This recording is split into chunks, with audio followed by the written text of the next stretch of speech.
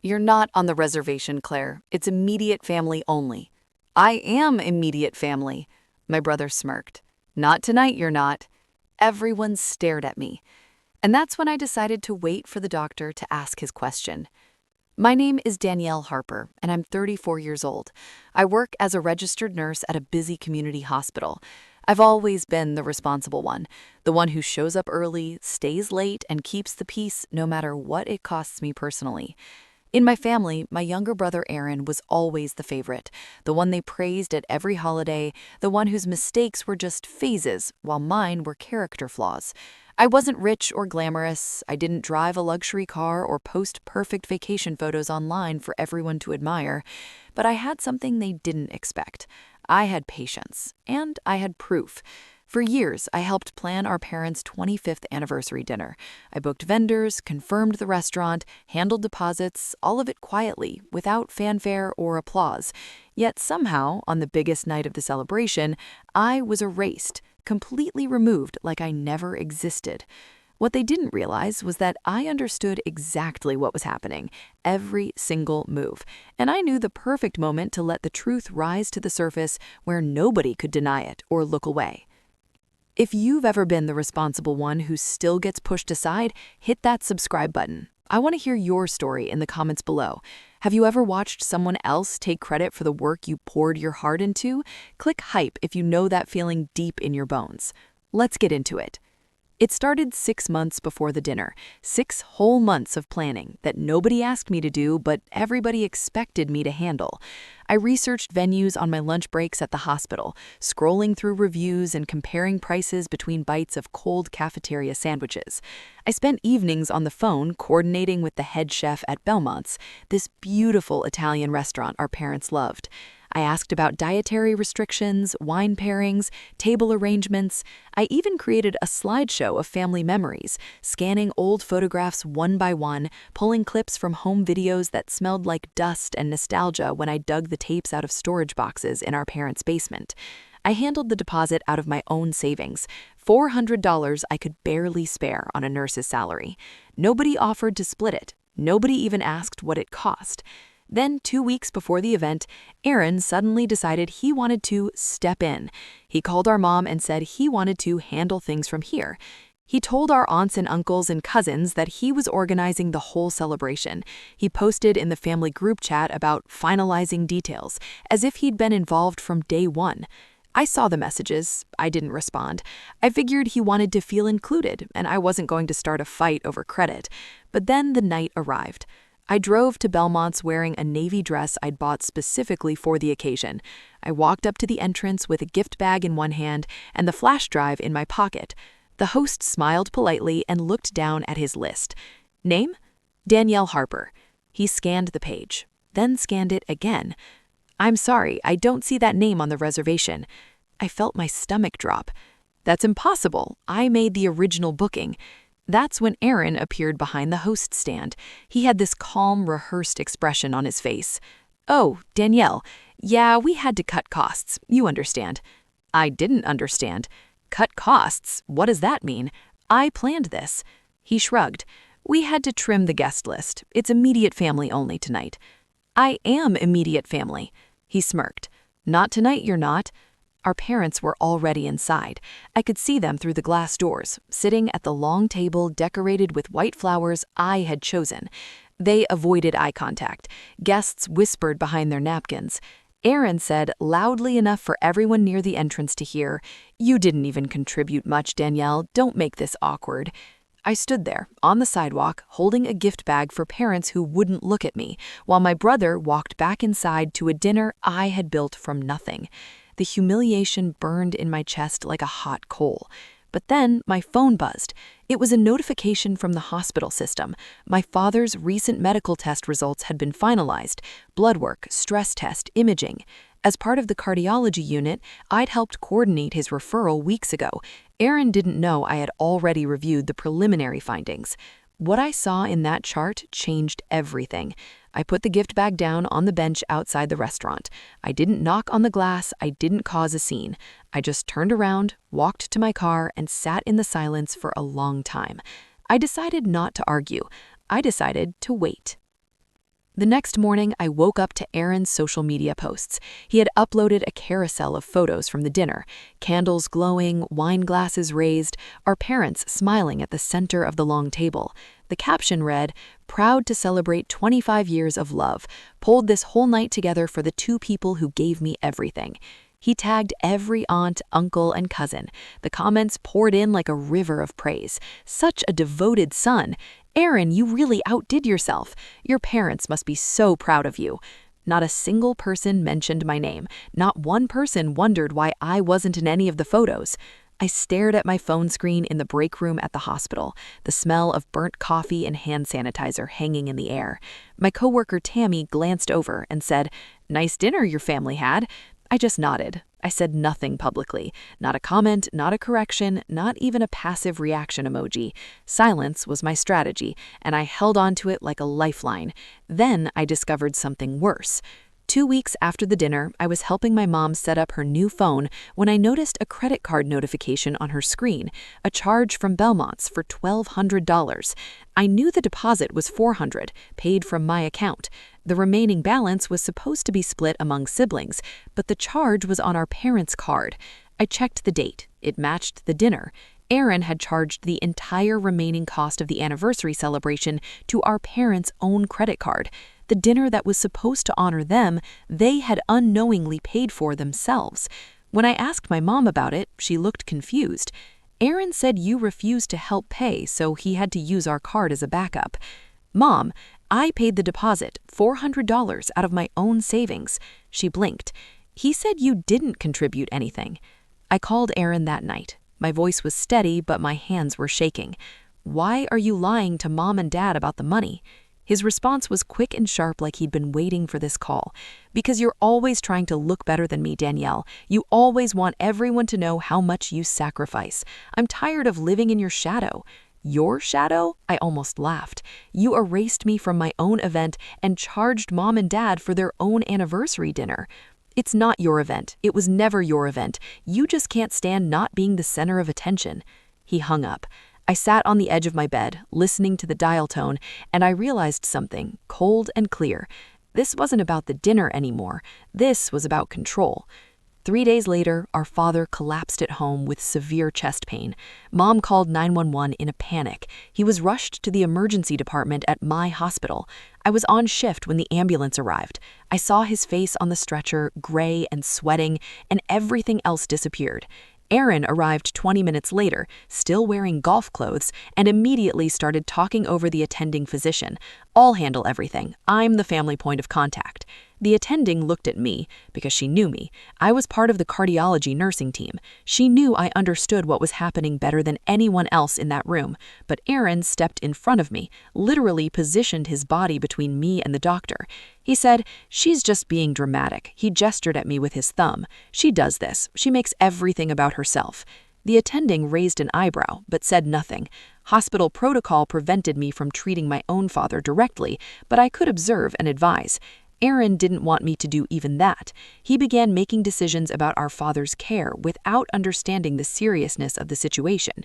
He questioned medication dosages, delayed consent for an echocardiogram, and told the nurse on duty that we don't need all these tests. I stood in the hallway outside the room, watching through the glass panel in the door. I pulled out my phone and opened a secure notes app. I started documenting everything: times, statements, decisions Aaron made, things he dismissed. I wasn't angry anymore. I was calm, observant, strategic, because I knew what was coming, and I knew he had no idea. What Aaron didn't know, what none of them knew, was that I had been building a quiet archive for weeks. As part of my role in the cardiology unit, I had legitimate, legal access to scheduling systems, referral notes, and patient coordination records. Everything I touched was within the boundaries of my professional responsibilities. I wasn't snooping, I was doing my job. But doing my job gave me something powerful: truth, documented and time-stamped. I had saved copies of the original reservation confirmation from Belmont's, which was in my name and paid with my debit card. I had the full email thread between me and the restaurant manager showing every detail of the planning, from the menu selection to the seating chart. And buried in that same thread, there was one email that changed everything. It was a forwarded message from Aaron to the restaurant, sent 12 days before the event, requesting that my name be removed from the reservation and the guest list. He wrote, "My sister will not be attending. Please update accordingly."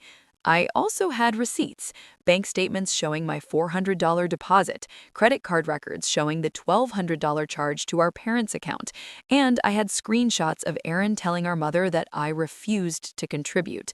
Every lie had a paper trail. But the most important documentation wasn't about the dinner at all. It was about our father's medical care. I had flagged an abnormality in his cardiac imaging weeks before the dinner, long before his collapse. I had submitted the referral for a follow-up with the senior cardiologist. I had done this quietly, professionally, as part of my nursing duties. Aaron had no idea. He thought he was in charge of our father's care because he spoke the loudest. I had a plan they never saw coming. I wasn't going to confront Aaron at a family gathering. I wasn't going to post my receipts online. I wasn't going to cry or beg for recognition. I was going to wait for one specific moment, a cardiology consultation, scheduled for the following week. And in that room, in front of everyone who mattered, a doctor was going to ask one simple question, a question that would unravel everything Aaron had built his image on. I could feel the weight of it in my chest every time I thought about it. Not anger, not revenge, just the quiet, steady pressure of truth waiting to be spoken. There was one person at the hospital who truly understood what I was going through. Dr. Evelyn Ross, the senior cardiologist, had worked with me for nearly 6 years. She was in her late 50s, sharp as a scalpel, and she had this way of looking at you that made you feel like she could read every thought in your head. She didn't waste words, she didn't gossip, and she never, ever played favorites.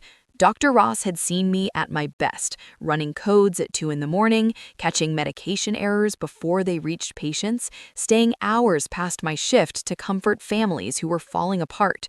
She trusted my instincts because I had earned that trust, one quiet shift at a time.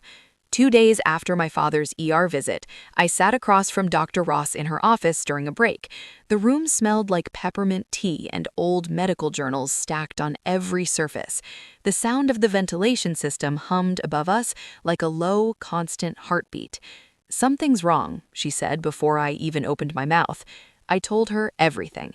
The 6 months of planning, Aaron's takeover, the exclusion from the dinner, the social media posts, the financial manipulation, the lies told to our parents, and then the part that mattered most to her, Aaron dismissing my professional opinion during our father's emergency care, his interference with medical decisions, his insistence that he was the one in charge. She listened without interrupting. When I finished, she set her tea down and leaned back in her chair. "Family dynamics don't change unless truth steps in, Danielle. You know that." "I know. And you know that the consultation next week is going to be important. Your father's imaging suggests significant blockage. He may need a procedure." "I know that too." "Aaron has been calling my office. He told my assistant he's the primary family contact and decision maker for your father's care." I nodded. "That doesn't surprise me." "Well, it surprised me because the referral notes list you as the coordinating nurse, and the legal next of kin paperwork your mother signed last year names both of you equally." I had already verified that, quietly, carefully. I had confirmed with the hospital's legal team that Aaron could not unilaterally make decisions about our father's treatment without our mother's consent, or at minimum, shared authority with me as the co-listed next of kin. Dr. Ross looked at me for a long moment. "What do you want to happen in that room?" "I want the truth to come out, not from me, from the facts." She nodded slowly. "Then I'll handle the consultation the way I handle every consultation, with the right questions."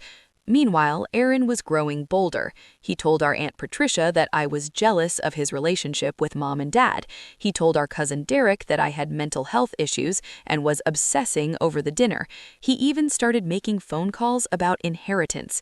I know because Derek called me, uncomfortable, and said, "Aaron asked me if you knew anything about your parents' will. He said he wanted to make sure things were handled properly in case your dad's health gets worse." The sound of those words hit me like cold water.